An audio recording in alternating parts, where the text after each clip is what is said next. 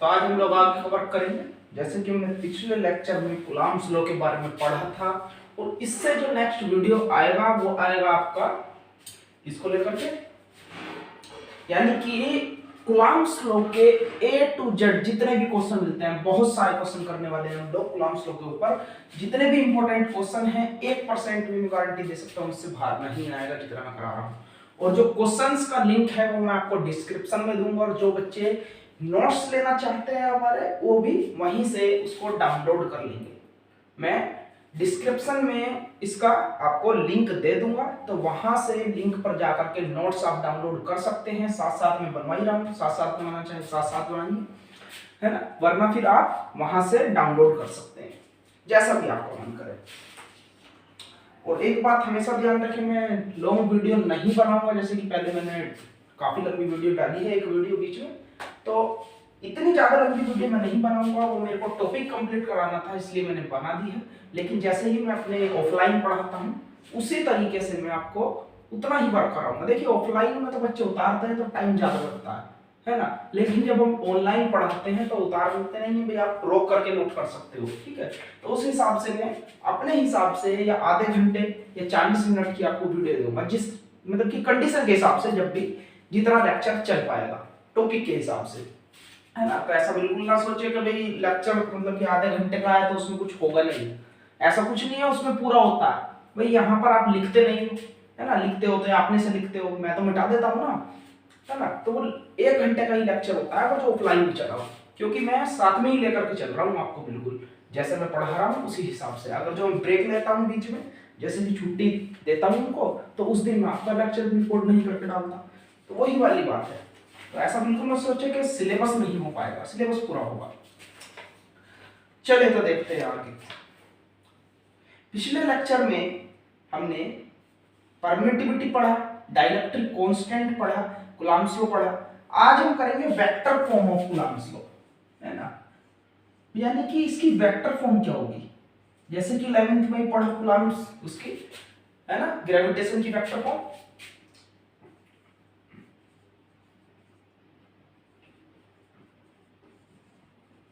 तो बहुत ही ध्यान से इसको समझना, साथ में नोट करना चाहते हो साथ में नोट करते चलो, बिल्कुल यही चीजें नोट्स में है, कुछ बाहर नहीं, सभी चीजें यही मिलेंगी। वहां से डाउनलोड करना चाहते हो वहां से करो। आज के बाद पूरे के पूरे क्वेश्चन जितने भी कराए जाएंगे उसके पीडीएफ आपको कहां पर मिलेंगे, लेक्चर में मिल जाएंगे, मतलब जो हम लिंक देंगे उसके अंदर आपको प्रोवाइड हो जाएंगे, वहां से जाकर के डाउनलोड कर ले सभी चीजों को।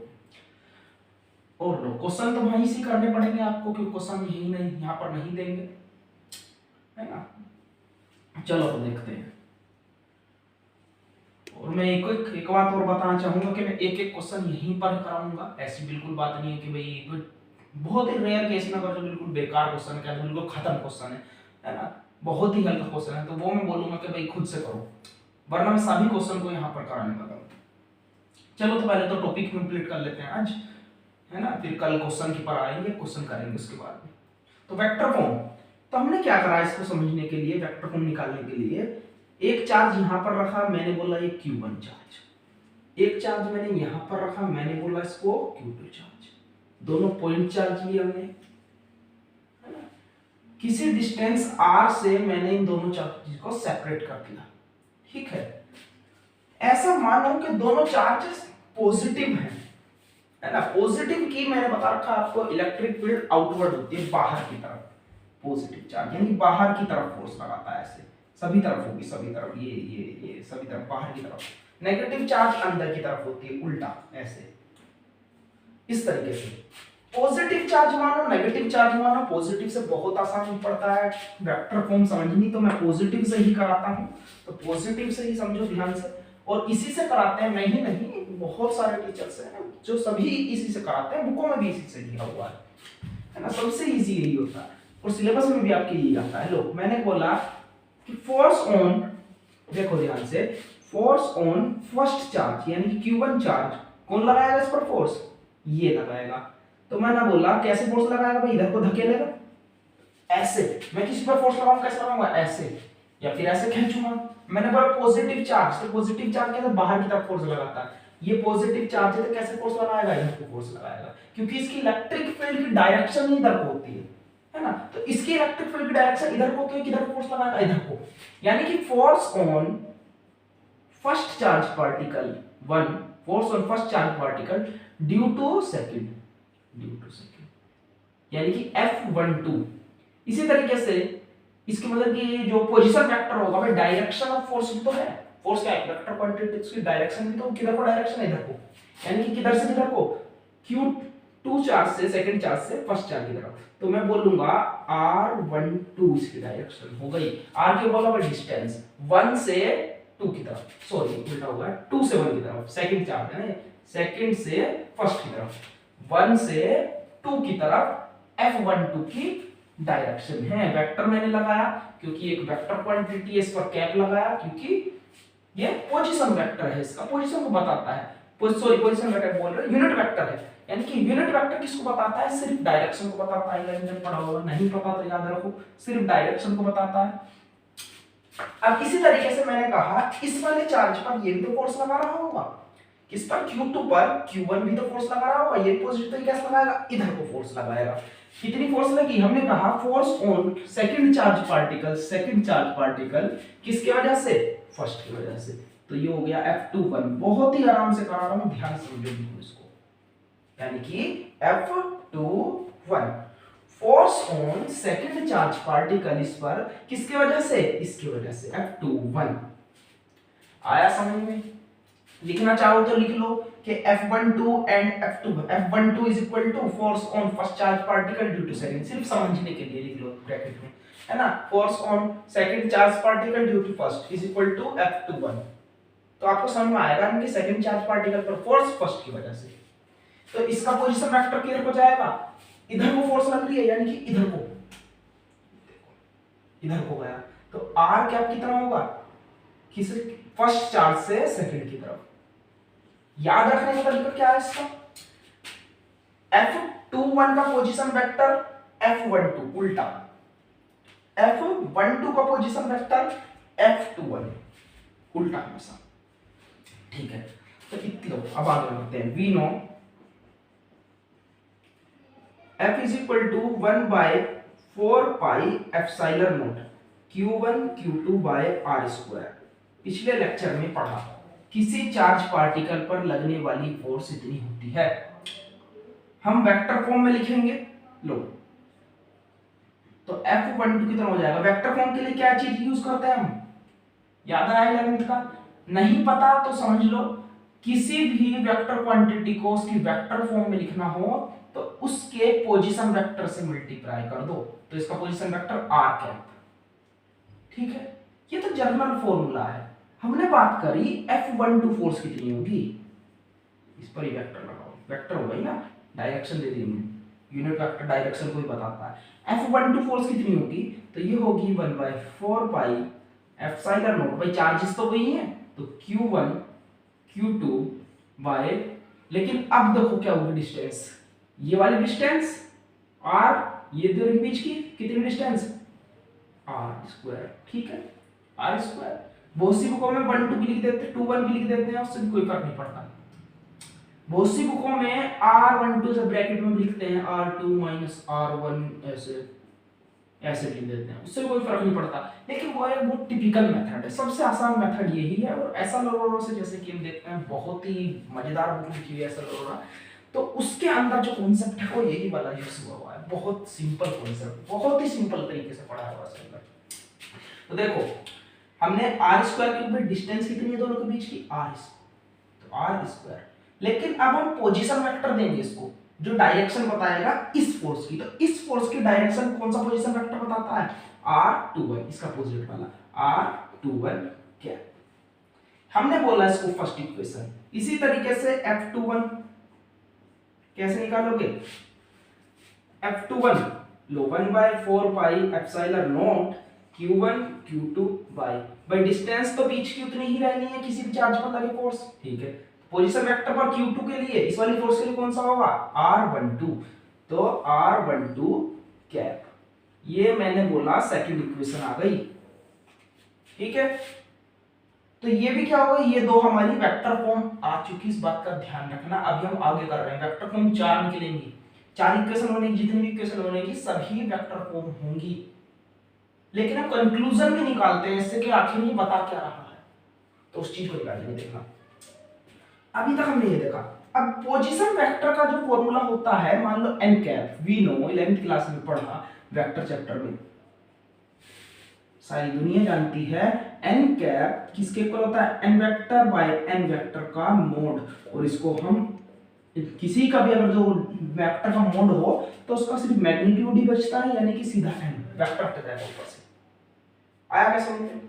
अब मैंने बोला इसको लो आर किसकी वैल्यू निकाल लो पहले, R21 कैप, तो ये हो जाएगा R21 vector by R21 vector का मोड। ठीक है, इसी तरीके से मैं बोलूंगा R21 वेक्टर, ये अंदर की डिस्टेंस, तो मैं इसको बोलूंगा, देखो R21, तो R21 का मोड अभी वेक्टर है। अगर जो वेक्टर लगा हुआ है तो हम लोग क्या बोलेंगे कि डायरेक्शन है हमारे पास। ये 1 2 भी क्या बताता है कि इधर से इधर को 2 1 यानी कि सेकंड से फर्स्ट की तरफ को, ये इस बात को तो बताता है। तो इसका मतलब ये फर्स्ट सेकंड की तरफ को, भाई अब डायरेक्शन जब मोड ने खत्म कर दी, भाई यहाँ पर ये मोड क्या है, मैग्नीट्यूड को डिनोट करता है, और मैग्नीट्यूड का मतलब डायरेक्शन खत्म हो चुकी, तो 1 2 2 1 भी हटा दे क्या, ना भी हटाओ तो भी कोई फर्क नहीं पड़ेगा। मैं बता दूं, लिख करके आ जाओ एग्जाम में, कोई फर्क नहीं पड़ेगा, नंबर पूरे मिलेंगे, लेकिन हटा दो, आसान पड़ेगा और समझने में। लो आर वेक्टर हट चुका, जैसे कि यहां पर हट रहा था, सीधा आर आएगा। इसी तरीके से R12 कैप आया हमारा R12 वेक्टर बाय R। ठीक है, ये भी हट जाएगा मोड होने के बाद में। अच्छा, तो अब देखो ध्यान से, अब इसको करो, दोनों को put in equation first and second.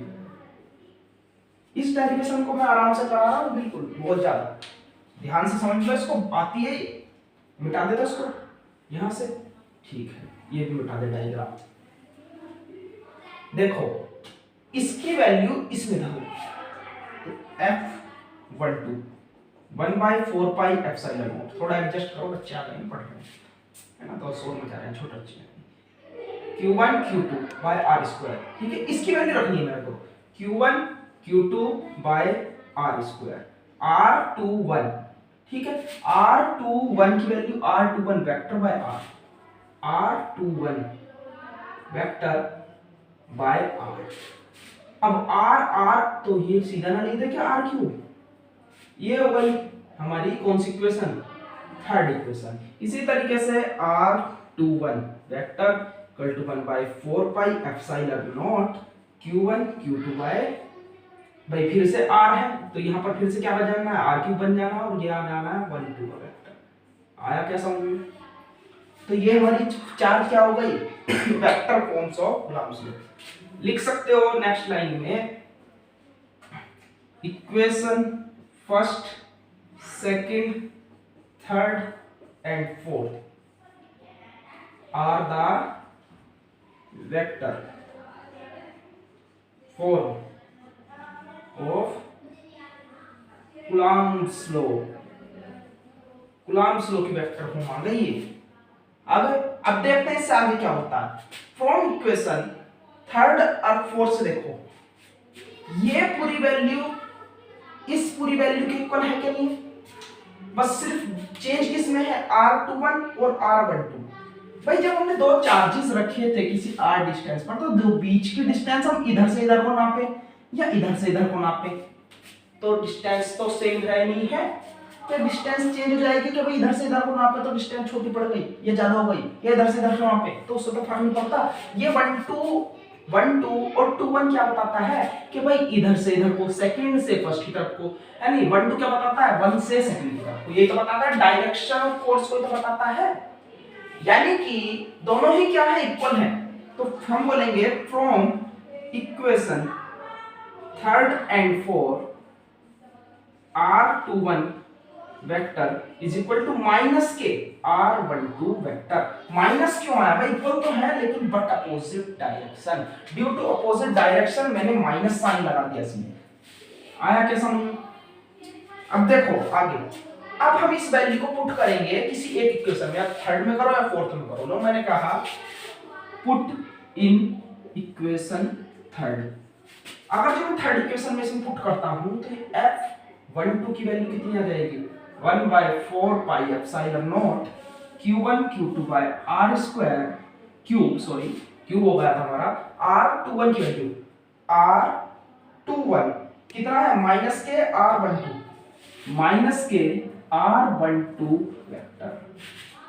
अब देखो इसकी वैल्यू, तो माइनस को बाहर ले ले, माइनस बाहर आ गया, 4 pi epsilon naught q1 q2 by r cube और r12 ये फिफ्थ इक्वेशन हो गई। तो ये भी क्या है, कूलॉम्स लॉ की वेक्टर फॉर्म है, याद रखना फिफ्थ वाली भी, लेकिन हम इसको बोलते नहीं है।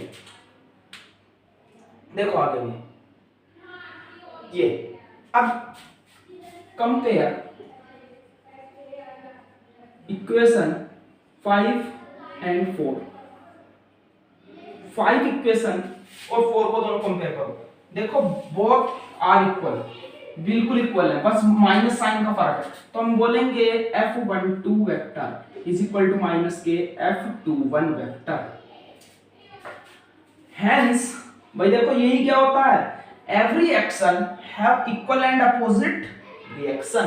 11th क्लास में पढ़ा न्यूटन्स लॉ में, एवरी एक्शन है, यानी किसी चार्ज के ऊपर जितना मैं फोर्स लगाऊंगा वो उल्टा मेरे पर उतना फोर्स लगाएगा। बॉडी को चार्ज हो कुछ भी, यानी कि जितना इस पार्टिकल ने इस पर फोर्स लगाया, रिएक्शन में इतना ही फोर्स ये वाला पार्टिकल इस पर लगाएगा, ये बात बोलता है। तो हम बोल सकते हैं हेंस इट obeys न्यूटन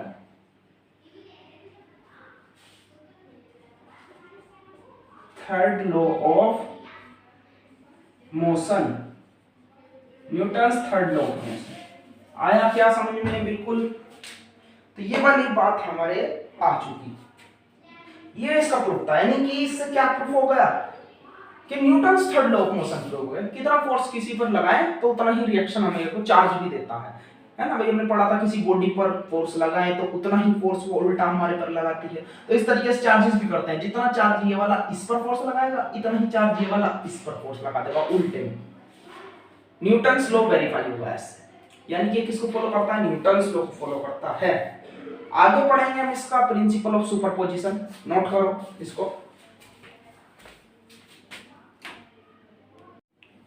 हो गया नोट? तो आगे देखेंगे हम लोग, आगे देखेंगे और इस पर इंपॉर्टेंट डालें, मोस्ट इंपॉर्टेंट अब तक जितना भी पढ़ा सबसे ज्यादा इंपॉर्टेंट टॉपिक यही है। जितना भी पढ़ा अब तक पीछे से स्टार्टिंग से सबसे इंपॉर्टेंट यही है। और इससे भी कंपेयर, दोनों कंपेयर नहीं कर सकते हम लोग, प्रिंसिपल ऑफ सुपरपोजिशन और वेक्टर फॉर्म में दोनों ही बहुत इंपॉर्टेंट है। यहीं से न्यूमेरिकल आता है एग्जाम के अंदर, न्यूमेरिकल इन पर ही बनता है ना। लो principle of superposition, principle of superposition का मतलब क्या है?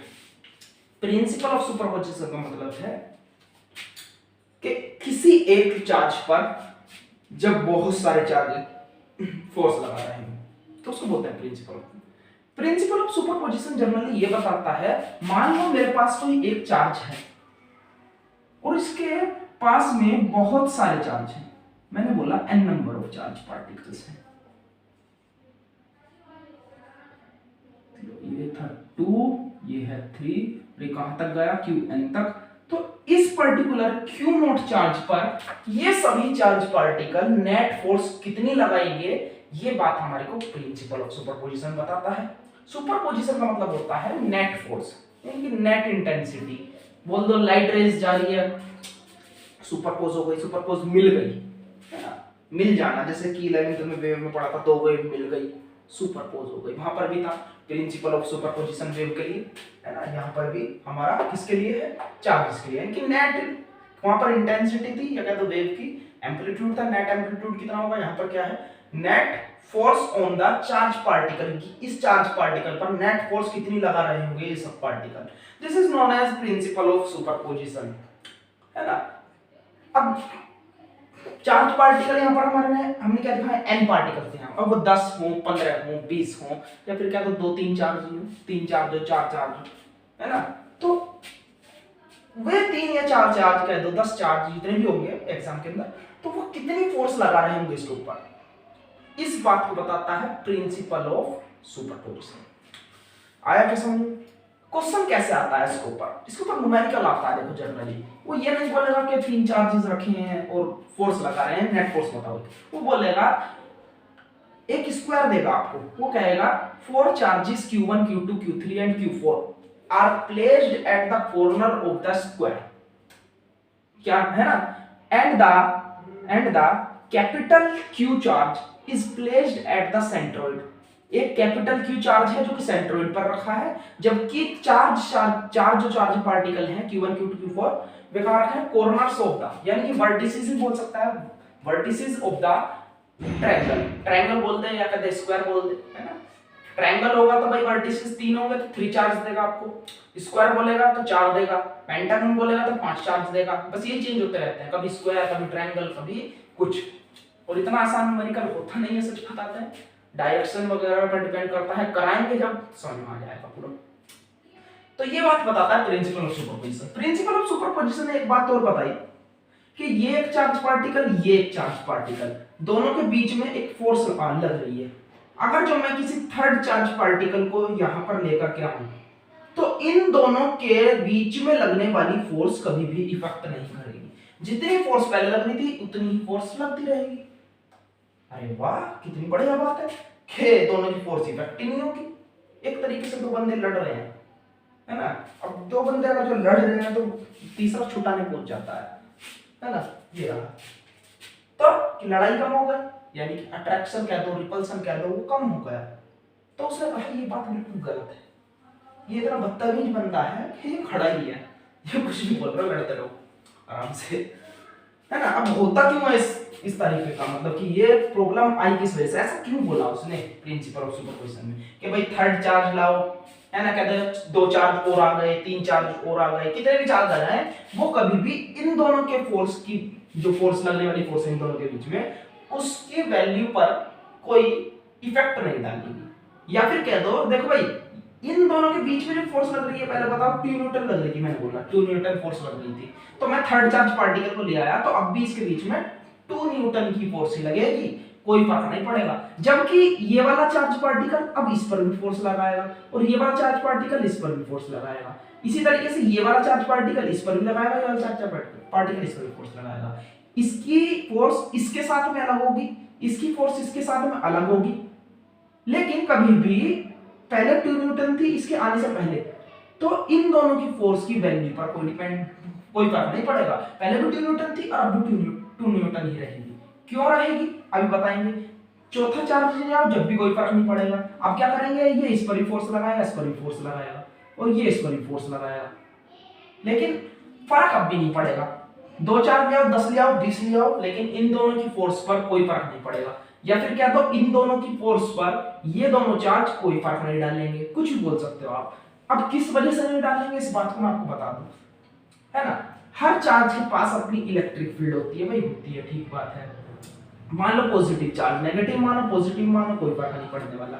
तो एक क्वेश्चन बहुत आता है सीबीएसई के अंदर, बहुत ही ज्यादा फेमस क्वेश्चन है, 2 electric lines of forces cannot cross to each other or cannot intersect to each other। क्या बोलेगा भाई वाई, 2 इलेक्ट्रिक फील्ड लाइंस कभी भी आपस में क्रॉस नहीं करती, काटती नहीं एक दूसरे को, ऊपर से निकल जाती है, ऐसा क्यों।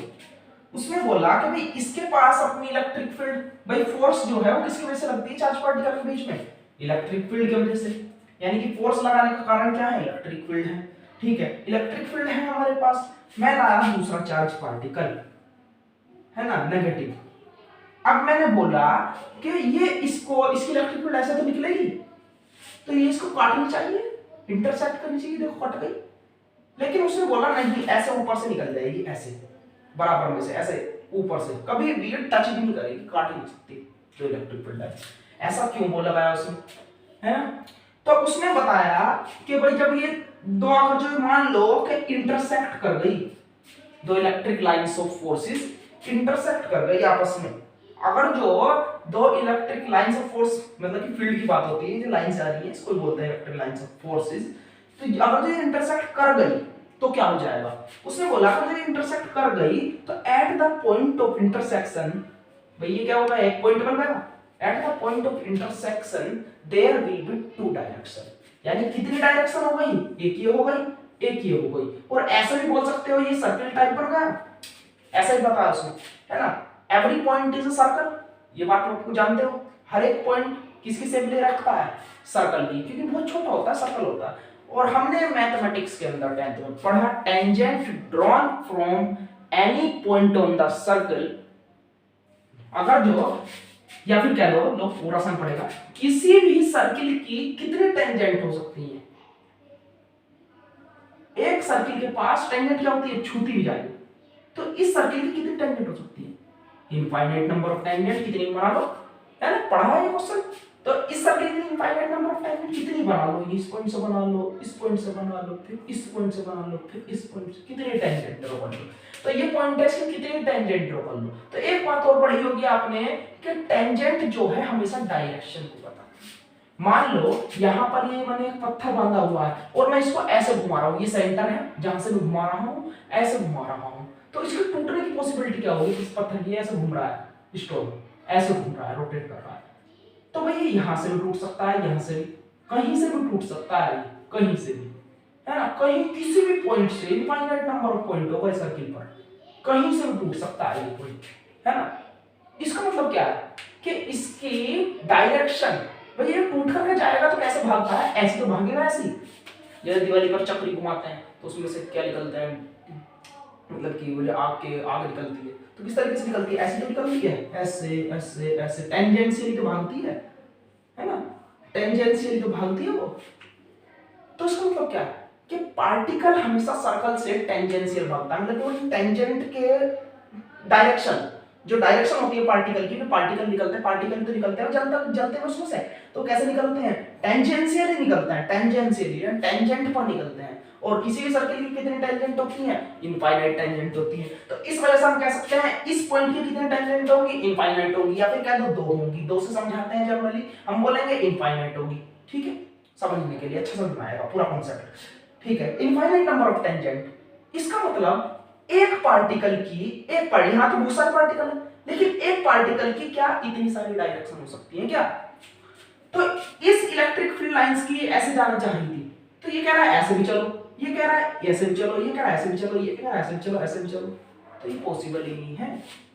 इलेक्ट्रिक फील्ड लाइंस, भाई लाइट जो है वो एब्जॉर्ब हो सकती है कि भाई यहां आई और खत्म, इसमें समा गई, हो जाता है, लेकिन इलेक्ट्रिक फील्ड लाइंस और लाइट रिफ्लेक्टिव हो जाती है, बैक वापसी भी आ जाती है, लेकिन इलेक्ट्रिक फील्ड लाइट कभी भी रिफ्लेक्ट नहीं होती, इलेक्ट्रिक फील्ड, है ना, ये इलेक्ट्रिक फील्ड कभी भी किसी पॉइंट से टकरा के वापस नहीं आ सकती, है ना, यानी कि निकलेगी आप लोग को, ये तो होना ही है ना, बैक नहीं आ सकती, खत्म हो सकती है एक जगह पर। तो इसी वजह से हमने बोला कि ये क्या ये घूम करके ऐसे आ सकती है वापस, ये टेंजेंट कहती है पीछे को भी, ऐसे भी इतनी सारी टेंजेंट जा रही है, आगे भी पीछे भी, तो there will be infinite number of direction, ये बोल सकते हैं हम लोग, या बोलो there will be 2 direction which is not possible.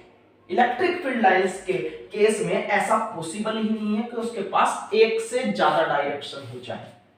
आया क्या समझ में, एक से ज्यादा डायरेक्शन हो ही नहीं सकती कभी भी उसकी, इस वजह से हम बोलते हैं व्हिच इज नॉट पॉसिबल, यानी कि 2 इलेक्ट्रिक लाइंस ऑफ फोर्स आपस में कभी भी क्रॉस नहीं कर सकती। अगर जो ये दोनों आपस में क्रॉस ही नहीं करेंगी, आपस में क्रॉस ही नहीं करेंगी, तो एक चार्ज पार्टिकल ये रखा है, दूसरा चार्ज पार्टिकल ये रखा, दोनों के बीच में फोर्स लग रही है कुछ, तो मैं थर्ड चार्ज पार्टिकल को लाऊं, अगर जो थर्ड चार्ज पार्टिकल आ गया, तो जब ये क्रॉस ही नहीं कर रही है ना, ऐसे लगी रहेगी उस पर, तो क्या उसकी फोर्स पर, ये फोर्स ही तो है, इलेक्ट्रिक लाइंस ऑफ फोर्स बोलते हैं इसको, ये फोर्स ही तो है, तो इसकी फोर्स को क्या इफेक्ट करेगी, कुछ भी नहीं करेगी, क्यों, क्योंकि वो तो छूता ही नहीं, कट ही नहीं करती जब उसको, तो क्या क्या करेगी, ऊपर से निकल जाएगी, पीछे से निकल जाएगी, कहीं से भी निकले, कट नहीं करेगी, जब कट ही नहीं करेगी तो हम कैसे बोल सकते हैं इस बात को कि वो उसकी फोर्स को इफेक्ट करेगी। जितनी फोर्स पहले लग रही थी उतनी लगेगी, या जितनी फोर्स पहले लग रही थी इसमें इतनी लगेगी,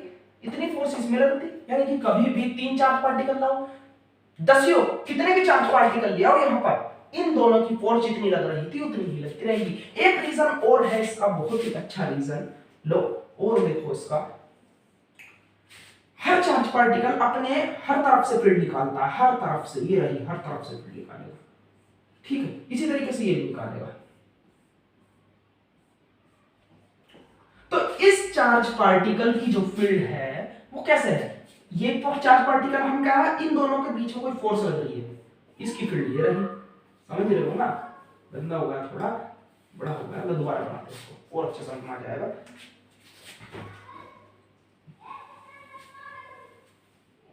इनको बाद में बनाएंगे छोटे छोटे चार्जेस को।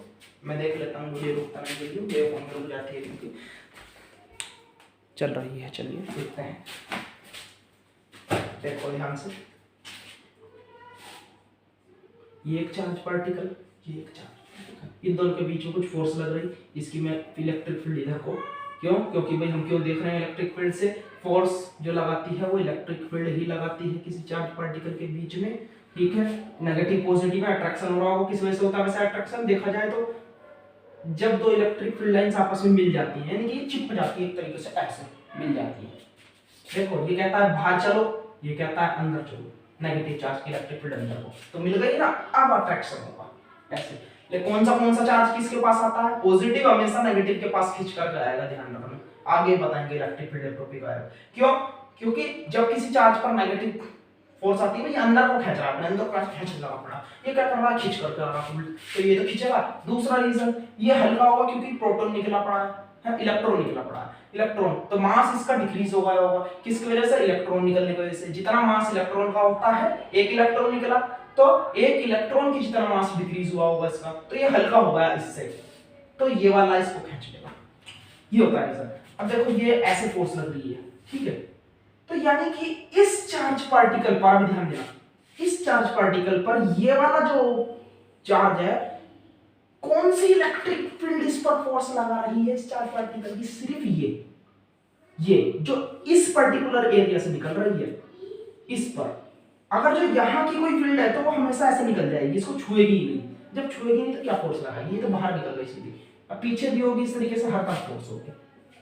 कौन सी सिर्फ फोर्स लग रही है, सिर्फ इतना रीजन, ध्यान से देखना, अब मिटा रहा हूं ऊपर का, सिर्फ इतना रीजन, जो फील्ड यहां से निकली, जो फील्ड इसके ऊपर से निकल गई वो फोर्स नहीं लगाएगी, जो सिर्फ इससे टकरा रही है, जो फील्ड इससे चार्ज से टकरा रही है, सिर्फ वो ही इस पर फोर्स लगा रही है। इसी तरीके से इस चार्ज की कौन सी फील्ड अलग फोर्स लगा रही है इस पर, जो सिर्फ इससे टकरा रही है, इससे टकरा रही है, ये वाली फील्ड फोर्स लगा रही है इस पर।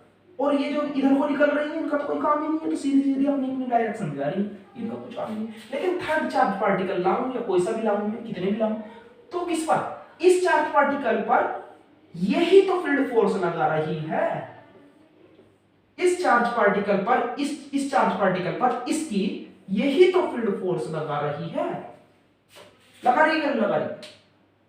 तो इनसे थोड़ी ना मतलब है, ये फील्ड तो इस पर फोर्स लगा रही है, तो जितनी पहले लगा रही थी उतनी अब लगाएगी। इस चार्ज पार्टिकल पर तो ये वाली फील्ड फोर्स लगा रही है जो इस साइड से निकल रही है चार्ज से, तो चार्ज की इन दोनों की फोर्स की, जो हमारी फोर्स है इन दोनों के बीच की फोर्स पर कोई थोड़ी ना फर्क पड़ेगा, क्यों, ये इलेक्ट्रिक फील्ड इस पर फोर्स लगा रही है, इस पर लगा रही है, ऐसा थोड़ी ना है कि ये वाली इलेक्ट्रिक फील्ड घूम करके इस पर आकर फोर्स लगाने लग गई, कि भाई पहले जितनी ये लगा रही थी कुछ इलेक्ट्रिक फील्ड यहां से घूमी और इस पर फोर्स लगाने लग गई, अरे अरे अरे अरे, तो ऐसा थोड़ी ना हो रहा है, ये कहते हैं ये वाली फील्ड इस पर फोर्स लगा रही, तो फोर्स डिक्रीज हो गई, कुछ इलेक्ट्रिक फील्ड अब इसकी इस पर फोर्स लगाने लग गई, तो अब थोड़ी स्ट्रेंथ कम हो गई, ऐसा थोड़ी ना, जनरल बात, तो समझने वाली बातें हैं। अब देखो, अब पढ़ो सुपरपोजिशन प्रिंसिपल, मैं समझा चुका आपको पूरा। हम बोलेंगे इस चार्ज पर हम n नंबर ऑफ पार्टिकल कितनी फोर्स लगा रहे होंगे, ये Q3 चार्ज लिया मैंने, बुकों में अलग अलग डायग्राम दिए हुए हैं, मैं यही डायग्राम बनाता हूं, मेरे को बनाने में आसानी होती है और बच्चों को भी बनाने में आसानी होती है, एक चार्ज यहाँ रखा, दूसरा यहाँ रखा, तीसरा यहाँ रखा, n नंबर ऑफ चार्ज रख दिए इसी तरीके से यहाँ पर। अब हम कहेंगे ये n number of charge particle इस क्यू नॉट चार्ज पर कितनी फोर्स लगा रहे होंगे, इस वैल्यू को बताओ। तो पहले तो इसकी डेफिनेशन ही लिख लो आप लोग। यहाँ पर लिखो when a number of charges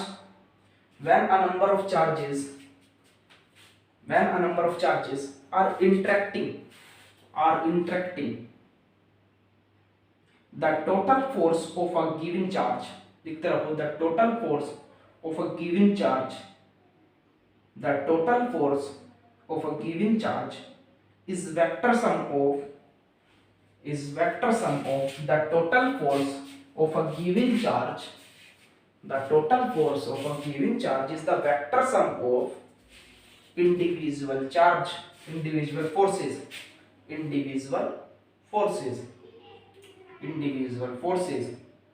exerted on the given charge. इस वाले चार्ज पर exerted on the given charge by all other charges, by इन सभी चार्जेस की वजह से, by all other charges. और लास्ट में ये लिख दो कि नेट फोर्स इस वाले चार्ज पार्टिकल पर कितनी होगी। इन दोनों के बीच में जो फोर्स लग रही होगी हमने बोला F1, लो इसकी डिस्टेंस को बोला R1, ये इन दोनों के बीच की डिस्टेंस R2, ये R3 और ये Rn। अब ऐसा जरूरी थोड़ी ना होगा कोई जितनी डिस्टेंस पर फर्स्ट रखा है चार्ज पार्टिकल इतनी डिस्टेंस पर सेकंड हो सकता है ये यहाँ पर रखा हो सकता है ये यहाँ पर रखा हो, पीछे की साइड कहीं भी रखा हो, समझ क्या मतलब, फोर्स लग रही है। ठीक, तो ये तो हमने दिखाया हुआ डायग्राम अच्छे से बने, हो सकता है यहाँ रखा हो कहीं भी रखा हो, तो हमने एक डिस्टेंस मान लिया R1 या R2 पर रखा या R3 डिस्टेंस पर या Rn डिस्टेंस पर रखा, इस तरह से बहुत सारे पार्टिकल रखे। F1 फोर्स किसकी वजह से, इन दोनों के बीच में जो फोर्स लग रही है। F2 फोर्स ये वाला चार्ज पार्टिकल जो इस पर लगा रहा है, इसी तरह से F3 फोर्स ये वाला इस पर लगा रहा है। और कहां तक जाएगी ये बात, Fn वेक्टर तक। आ गया समझ, आ गया ये। अब प्रूफ करते हैं इसका, प्रूफ कह दो, डेरिवेशन कह दो, डेरिवेशन बोलेंगे हम लोग, डेरिवेशन।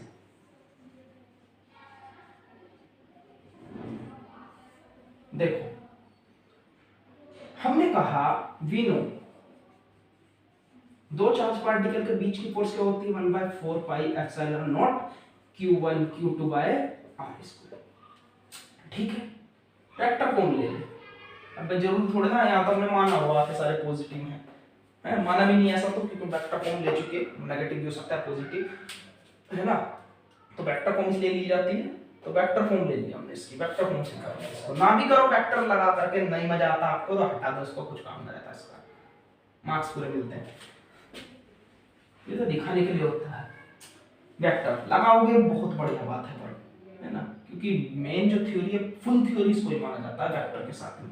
लो ये फॉर्मूला था हमारा जर्मन फॉर्मूला, ठीक है। अब इससे F1 फोर्स निकालो, इन दोनों के बीच में लगने वाली force 1/4 pi epsilon naught q1 q not, इसको ये मत बोलो q1 q2, ठीक है, जर्मन फॉर्मूला ठीक, q1 ये वाला और q नॉट, तो दोनों चार्जेस के बीच की, यानी कि q नॉट और q1 के बीच में लगने वाली फोर्स, और r स्क्वायर यानी कि r1 का स्क्वायर। ठीक है, इसी वजह से पोजीशन वेक्टर इसका r1 क्या है। F2 निकालो, 1/4 pi epsilon naught q2 q naught by r2 का स्क्वायर r2 कैप। कैसे, इन दोनों के बीच में, दोनों q नॉट तो अपनी जगह पर रहा q2, तो q नॉट q2 r2 बीच की डिस्टेंस r2 का square r2 vector position vector. ठीक है, F3 निकाले तो ये भी ऐसी आ जाएगी, q3 q नॉट r3 का स्क्वायर r3 क्या, कहां तक जानी है वैल्यू, Fn तक। तो ये क्या हो जाएगा हमारा, बोलेंगे हम लोग 1/4 pi epsilon not q naught qn by rn का स्क्वायर rn कैप। आया क्या समझ में। अब देखो आगे, अकॉर्डिंग टू दिस फॉर्मूला, ये फॉर्मूला अब लिखना है नीचे की साइड में, ऐसे करके लिखो। नाउ ये बात हम जानते हैं अभी हमने डेफिनेशन से करेंगे इसको मिटा देता हूं, ठीक है। इसको लिखना है, इसके बाद यहां से इसको लिखो पूरे को। f1 की वैल्यू क्या लिखवाई हमने अभी, सभी की f1 f2 f3 की जो वैल्यू निकाली सबकी पुट कर दो। हमने पुट करी 1/4 पाई एप्सिलॉन। देखो ये सब टर्म कॉमन हो जाएगी, क्यू नॉट भी सब में कॉमन है, क्यू नॉट भी सब में चल रहा है, क्यू नॉट पीछे वाले भी f1 f2 f3 सब में क्यू नॉट था, और सब में क्या था 1/4 पाई एप्सिलॉन नॉट भी सब में था, तो कॉमन आ गया 1/4 pi epsilon not Q not. तो हम लिखेंगे अंदर q1 r1 का स्क्वायर, कर सकते हो बातें आसान चीज, r2 का कैप। इसी तरीके से देखो भैया नीचे दोबारा शूट करनी पड़ रही है, कट गई थी बीच में वीडियो। तो हमारे पास ये वैल्यू थी, हमने अभी तक निकाला f1 f2 f3 और n की वैल्यू निकाली है कि सभी की वैल्यू हम निकाल चुके हैं। अब क्या करना है भाई, ये इक्वेशन थी हमारी डेफिनेशन के नीचे लिखवाई थी, इसमें f1 की वैल्यू पुट करो, सभी चीज की वैल्यू पुट करो, q नॉट 1 बाय, अच्छा एक मिनट, q1 था यहाँ पर r1 का स्क्वायर और ये था r1 वेक्टर, इसी तरीके से 1/4 pi epsilon naught q1 q2 q naught q2 by r2 का स्क्वायर r2 कैप, और ये 3 वाली वैल्यू है हमारी epsilon naught q3 q naught by r3 का स्क्वायर r3 कैप, और कहां तक है ये वैल्यू हमारी, n तक जाएगी, ये लो 1/4 pi epsilon naught qn q naught by rn का स्क्वायर rn कैप, ये हमारी वैल्यू थी। अब इसमें सभी चीजों में देखो, ये वाली वैल्यू और ये सभी इसमें सब में कॉमन है, ये सभी में कॉमन है, तो इसको कॉमन ले लेंगे 1/4 pi epsilon not q nought common आ गया, अंदर बचा q1 r1 का स्क्वायर r1 क्या है, q2 r2 square r2, q3 r3 square r3 cap, कहां तक गई वैल्यू, n तक गई, यानी कि qn rn का स्क्वायर rn का कैप। समझ में आया क्या? अब मैथमेटिक्स के अंदर एक चीज बहुत पड़ी होगी, जब किसी चीज का सम हो रहा हो तो उसको समीशन में लिख देते हैं, तो क्यू नॉट अपनी जगह पर रखा, हमने लगाया समीशन, ठीक है, इसको समीशन बोलते हैं। हमने कहा i से वैल्यू गई 1 से n तक, कहां से, i हमने सिर्फ एक वेरिएबल दिया है डिनोट करने के लिए, है ना, क्योंकि हम इसी के टर्म्स में लिखेंगे। 1 से वैल्यू कहां तक जाती है, n तक, भाई 1 2 3 कहां तक जाती है, n तक, तो i से हम बोलते हैं हमेशा 1 से कहां तक गई, n तक। सीधा भी बोल देते हैं बोलने वाले के 1 से वैल्यू n तक गई, लेकिन i से बोलो बहुत अच्छा रहता है। लो यहां से देखो 1 1 1, अब इन सभी की या 2 2 2 अलग कर दो, जी के i पुट कर दो, i का स्क्वायर i, तो ये जो फॉर्मूला है ये नेट फोर्स के लिए हमारी डेरिवेशन हो चुकी कंप्लीट। अब मैं इसको वेरीफाई भी करके दिखाऊंगा आप लोगों को कि क्या ये सही है। बिल्कुल, अगर जो मैं इससे f1 की वैल्यू निकालूं रिजल्ट से, ये रिजल्ट आया हमारा, इससे f1 की वैल्यू निकालना चाहूंगी, यानी कि फर्स्ट फोर्स जो होती है हमारी पार्टिकल के बीच में लगने वाली, तो मुझे क्या करना पड़ेगा, q नॉट यहाँ पे पहले से था, मैं क्या करूंगा, इसके i की जगह 1 रखूंगा हर जगह, तो q1 r1 का स्क्वायर r1 का कैप। तो क्या ये वही वैल्यू है जो f1 की हमने निकाली थी पहले, बिल्कुल वही वैल्यू है। तो 2 को भी निकाल के देख लेते हैं एक बार, ये चीज लिखनी नहीं है, ये वाली यहां से लिखना नहीं है, सिर्फ मैं दिखा रहा हूं आप लोगों को। सभी i की जगह क्या पुट कर दो, 2 2 2 2 2 का स्क्वायर r2 का कैप, यानी कि ये तो वही वैल्यू आ रही है बिल्कुल है, यानी कि फॉर्मूला इज करेक्ट, बिल्कुल सही फॉर्मूला है। आगे जितनी भी वैल्यू निकालोगे n तक सभी की वैल्यू यही आनी है, तो हम बोलेंगे फॉर्मूला बिल्कुल सही है। तो ये था हमारा यहां तक का लेक्चर।